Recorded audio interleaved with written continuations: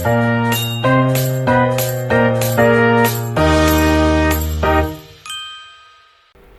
semuanya, saya Dinda Febriani dengan NIM 6670230014.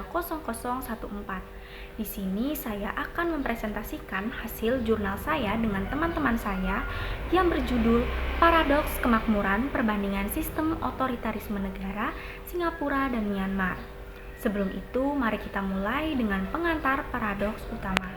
Dalam studi perbandingan politik, seringkali ada perdebatan klasik tentang hubungan antara sistem otoriter dan pembangunan ekonomi.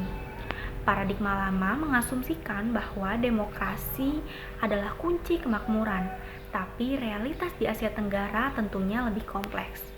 Negara Singapura dan negara Myanmar merupakan dua negara otoriter dengan latar belakang geografis dan kolonial serupa.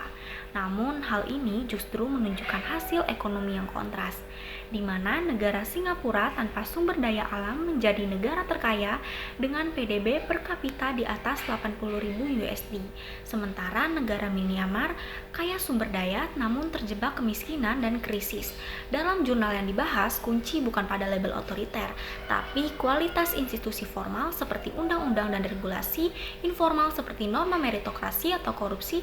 Berdasarkan teori Dulles-North, Myanmar merupakan negara hard autoritarisme yang destruktif, sementara negara Singapura merupakan soft authoritarianisme developmental state yang transformatif. Sekarang mari kita bahas negara Singapura lebih dalam. Negara Singapura sejak kemerdekaan 1965 bertransformasi dari negara miskin menjadi pusat keuangan global. Sistem soft authoritarianisme di bawah Lee Kuan Yew menekankan stabilitas politik untuk bisnis yang aman, efisiensi birokrasi, dan fokus jangka panjang pada transformasi ekonomi. Institusi formal seperti undang-undang anti korupsi tentunya sangat ketat, dan sistem hukum transparan didukung institusi informal seperti meritokrasi dan nilai konfusianisme yang mendorong kerja keras. Dan hasilnya, negara Singapura merupakan negara yang bersih dari korupsi dan menjadi negara peringkat pertama di ASEAN dengan skor Corruption Perception Index 83 hingga 85 serta menarik investasi asing besar-besaran. Meskipun negara ini membatasi kebebasan berpendapat dan bermedia sosial, model ini tentunya efektif karena responsif terhadap kebutuhan masyarakat, membangun infrastruktur kelas dunia, pendidikan yang top, dan distribusi kemakmuran yang merata. Negara Singapura membuktikan otoritarianisme menjadi instrumen pembangunan jika berorientasi pada kesejahteraan rakyat, bukan kekuasaan semata. Sebaliknya, pada negara Myanmar menyajikan cerita tragis seperti otoriter sejak kemerdekaan 1948. Negara ini terperosok kemiskinan dengan tingkat kemiskinan tertinggi kedua di Asia Tenggara pada tahun 2023.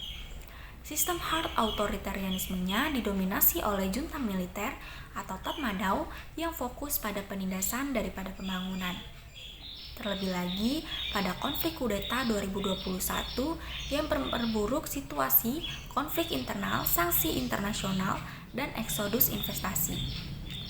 Institusi formal seperti Konstitusi 2008 lemah karena patronase dan kleptokrasi informal merajalela, sehingga menciptakan ketidakpastian politik dan ekonomi.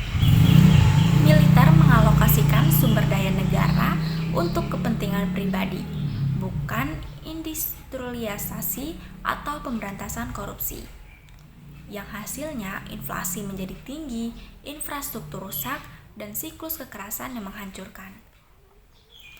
Negara Myanmar menjadi bukti otoritarianisme predatori, di mana tanpa visi misi ekonomi, rule of law, atau akuntabilitas, negara ini gagal memanfaatkan sumber daya alam seperti emas dan gas, malah jadi failed state dengan kemiskinan struktural dan kesenjangan ekstrim antara elit militer dan rakyat.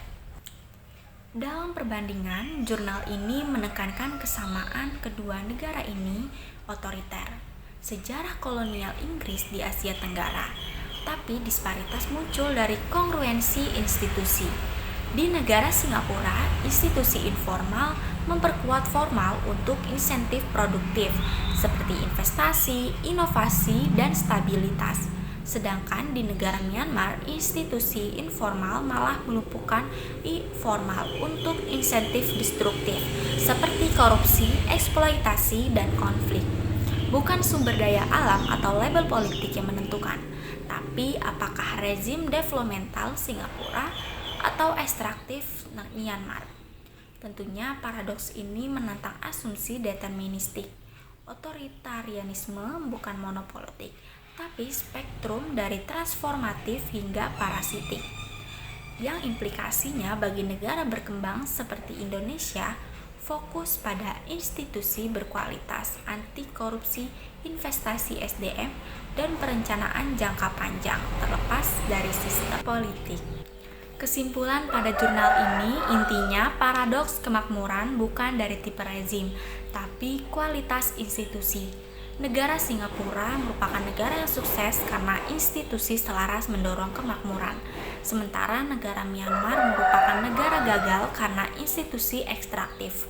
Penelitian ini radikal karena menggeser wacana dari demokrasi versi otoriter ke substansi governance.